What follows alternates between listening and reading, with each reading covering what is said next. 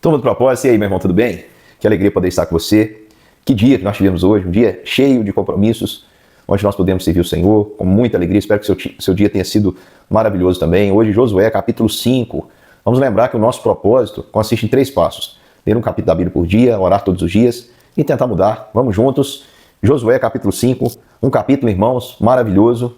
Hoje o vídeo saiu um pouquinho tarde, como eu falei, o dia foi extremamente corrido, mas eu espero que esse vídeo acrescente aí no seu conhecimento bíblico. Se você já tiver ido dormir, porque saiu um pouquinho tarde, eu espero que amanhã você assista e se delicie aí da palavra de Deus. Meu querido irmão, assim que o Senhor fez o povo atravessar com os pés enxutos, lembra que os Rubenitas, os Gatitas e a meia tribo de Manassitas, que já haviam tomado herança, partiram na frente como soldados armados, e o povo atravessou, nos dá a entender que naquele momento ali o Senhor já iria atacar. O texto diz que quando todos os reis dos amorreus que habitavam daquele lado de Jordão, todos os reis cananeus que estavam junto ao mar, ouviram o que o Senhor tinha feito, de secar as águas do Jordão e feito-os passar a pés enxutos, lógico que esses reis lembraram do que aconteceu com o Egito. E lógico que o coração deles se derreteu e ficaram desanimados. Porém, não cederam, não se renderam, iriam enfrentar os israelitas. Mas o Senhor tinha algo para lidar com Israel. Naquele tempo o Senhor disse a Josué para que ele pudesse fazer facas de pedras, portanto facas com lâminas puras, né? Facas de pedra que não tinham sido usadas ainda, para circuncidar os filhos de Israel.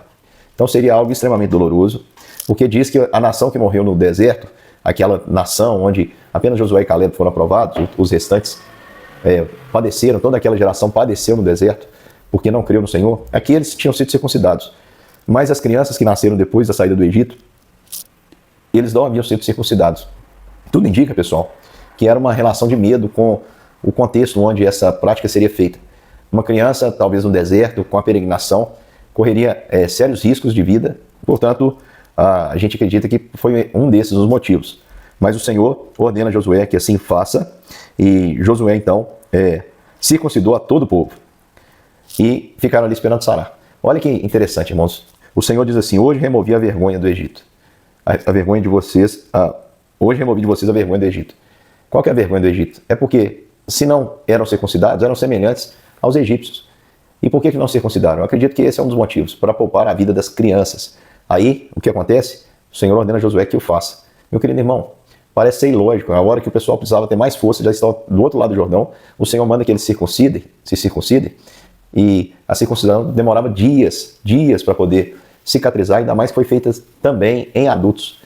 E aí, pessoal, parece que é uma cilada, porque se os reis dos amorreus, dos cananeus ficassem sabendo disso, poderiam atacar e pegar esguarnecido todo Israel, porque todos daquela geração não haviam se circuncidado. Da geração anterior havia caído morto no deserto. Então, meu querido irmão, preste atenção no cuidado de Deus e na prova que Deus dá. Deus pede ao povo, por que ele não pediu para circuncidar de atravessar o Jordão? Para depois de atravessar o Jordão, porque o Senhor, quando ele nos prova de situações que vão trazer realmente uma realidade preocupante.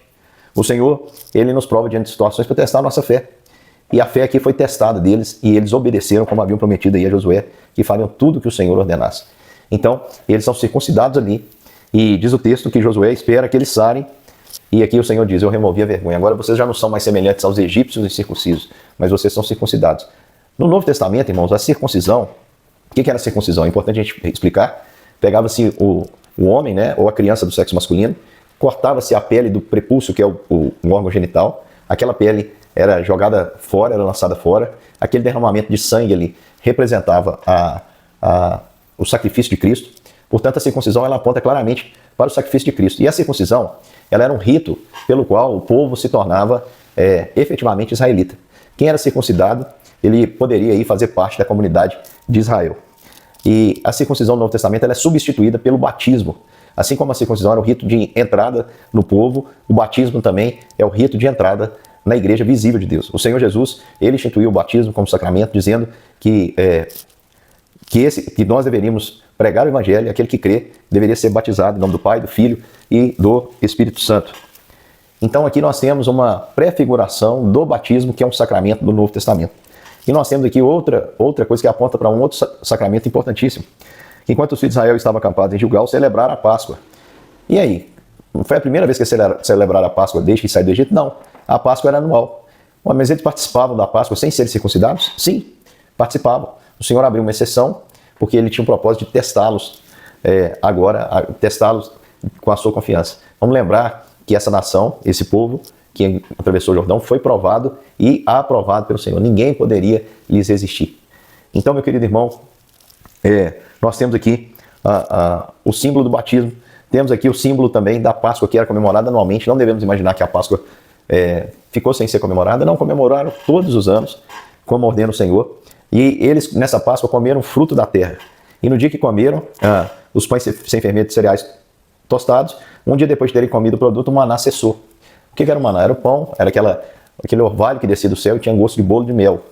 Era utilizado aí para fazer pães, etc. Então, o maná, ele desceu do céu, era uma matéria-prima ali para fazer os bolos, né? Tinha gosto de bolo de mel, as pessoas comiam daquele maná, e agora esse maná é substituído pelo fruto da própria terra. E vamos lembrar que se a circuncisão representa o batismo, a Páscoa, ela aponta para o sacramento da Santa Ceia, da Ceia do Senhor. E o dia que eles comeram do fruto da terra, o maná cessou. O maná era uma promessa de sustentação de Deus. Mas a Bíblia diz que o verdadeiro pão não é Moisés que deu ao seu povo, mas o próprio Deus que deu ao seu povo, porque o seu pão é Jesus Cristo. Com Jesus Cristo, irmãos, nós não precisamos mais do símbolo. O maná continua sendo apenas um símbolo que Deus lhes deu, comer pão do céu. Mas em João 6 nós vemos que o verdadeiro pão do céu é o Senhor Jesus. É por isso que aqui nós temos este sacramento, o sacramento da Páscoa, que é celebrado ali dentro. Eles comem o fruto da terra. O Senhor fez de uma maneira muito interessante prová-los depois que atravessaram o Jordão. Lembra os 12 espias? Se eles tivessem simplesmente avançado, tomariam a terra. Mas aqui o Senhor, ele faz tudo isso para provar, para testar. E Josué e o seu povo ali naquele momento foram aprovados. E quando Josué estava perto de Jericó, ele levantou os olhos. Eu imagino que Josué estava olhando já para o inimigo que ia atacar. E eis que se achava em pé diante dele um homem que trazia na mão uma espada. E Josué vai e pergunta: você é um dos nossos ou adversários? E ele respondeu: não sou uma coisa nem outra, sou o príncipe do exército do Senhor. Isso significa, meu querido irmão, que a resposta fica estranha. Então quer dizer que o Senhor mandou um anjo que era para ficar neutro na batalha? Não. O que ele está respondendo aqui, não sou uma coisa nem outra, é que ele está dizendo: eu não sou um homem nem como você, nem homem como os inimigos que vocês irão expulsar. Eu sou outro, eu sou o príncipe do exército do Senhor e acabo de chegar. Essa visão é uma visão que nós chamamos de teofânica, é uma teofania. Ou seja, sabe quem é o príncipe do exército do Senhor aqui simbolizado? O próprio Cristo. Por que a gente vai saber? Como a gente vai saber isso? Porque ele vai receber adoração. Quando é anjo, na Bíblia, não recebe adoração. Ele repreende quem está adorando. Nesse caso aqui, ele recebe adoração. Ele aceita quando Josué se prostra em terra e adora e disse: que diz ao meu Senhor, o seu servo? E aí, ele responde: tira a sandália dos pés, porque o lugar que você está é santo. E Josué assim fez. O anjo, o Cristo aqui, aparecendo previamente no Antigo Testamento, ele vem falar ali com Josué e fala e traz para ele a orientação. Então vamos entender esse texto aqui. Esse texto diz, meu querido irmão, que se nós nos purificarmos, se nós crermos no Senhor, se nós tivermos a circuncisão do nosso coração e a verdadeira comunhão com Ele, não mais celebrada na Páscoa, nessa passagem, mas na ceia, onde nós passamos a celebrar a morte de Cristo, que nos garante a passagem da morte para a vida, das trevas para o reino do Filho do seu amor. Quem assim segue, meu querido irmão, em comunhão com o Senhor, cumprindo seus votos, sendo publicamente batizado, que é uma ordem do Senhor. Lembre que a Páscoa foi substituída também pela ceia do Senhor. Então, eu sou batizado em nome do Pai, do Filho e do Espírito Santo. Eu tomo do pão, bebo do cálice, acreditando que é a nova aliança no sangue de Jesus. Pode ter certeza, meu querido irmão, o próprio Senhor Jesus, guerreará por nós. É aqui que ele aparece para Josué, querendo lhe dar resposta e falar. Então, meu querido irmão, busque o Senhor, cumpra os seus votos. Você aí que já se batizou, cumpra os seus votos assumidos no dia do batismo. Você não batizou ainda, procure se batizar e cumprir os seus votos diante de Deus, viver uma vida de modo digno do Evangelho de Cristo. E, meu querido irmão, desfrute da ceia, tome a ceia do Senhor. Quando você toma, você anuncia a morte até que ele venha, a morte dele até que ele venha. E isso é muito importante para nós. É muito importante que nós, meus queridos irmãos, participemos desse momento. O momento da ceia é um momento em que nós nos sentimos todos um só povo, que estamos diante do Deus que nos adotou em Cristo Jesus, o novo e vivo caminho, e nos fez uma grande família, uma família de irmãos, pecadores sim, mas desfrutadores da superabundante graça de Deus. E pode ter certeza, meu querido irmão, se nós tivermos comunhão uns com os outros, andarmos na verdade, pode ter certeza que o próprio Jesus estará conosco. O príncipe do exército do Senhor estará conosco para nos orientar e a nos conceder vitória. Meu querido irmão, fique por aqui. Amanhã nós continuamos o livro de Josué. Um grande beijo e até mais.